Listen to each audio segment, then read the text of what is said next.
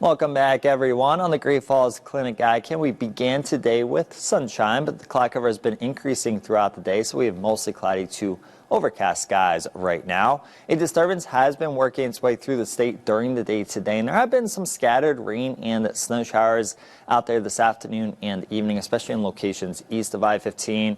There have been snow showers along the Continental Divide for essentially the entire day today. We're still seeing some of that precipitation to the east of I-15 within north central Montana right now.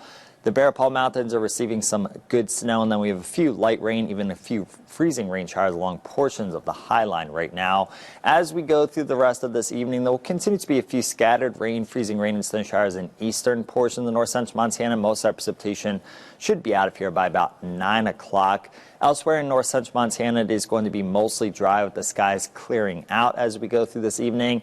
And then in central Montana, including around the Helena area, as well as Judith Basin County and Fergus County, it's where there are going to be scattered snow showers as we go through this evening. So roads may become slick in portions of central Montana over the next few hours. Use extreme caution if you will be traveling in those areas. But that snow shower activity will be done with by about midnight, with mostly dry conditions during the second half of the night.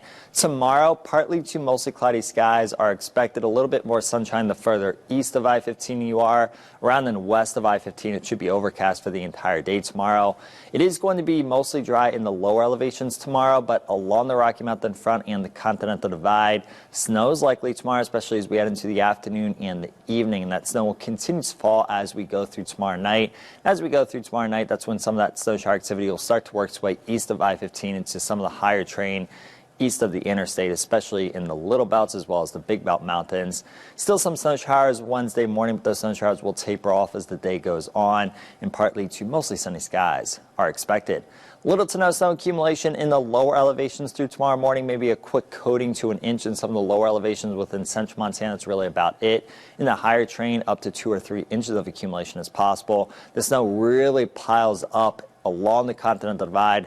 Later tomorrow through Wednesday, though, we could receive up to 2 feet of snow accumulation in the Glacier National Park area. And travel will definitely be difficult at and above mountain pass level along the Continental Divide later tomorrow through Wednesday morning, including over Marias Pass, Rogers Pass, and McDonald Pass. So use extreme caution if you will be traveling over any of those passes. And a winter weather advisory is in effect for the glacier area beginning tomorrow evening, continuing through Wednesday morning.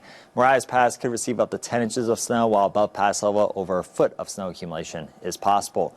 Windy conditions develop along the Rocky Mountain front tonight out across the plains. It will be breezy overnight tonight.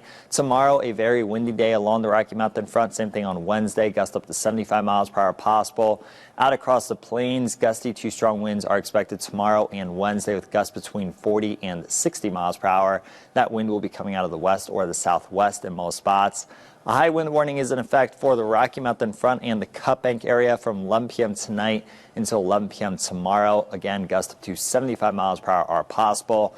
In Cascade County, as well as Judith Basin County and Fergus County, the high wind warning is in effect for most of the day tomorrow, with gusts up to 65 miles per hour possible. Low temperatures tonight will be in the 20s and low to mid 30s in most spots. Tomorrow, a cool day with highs in the mid to upper 30s and low to mid 40s.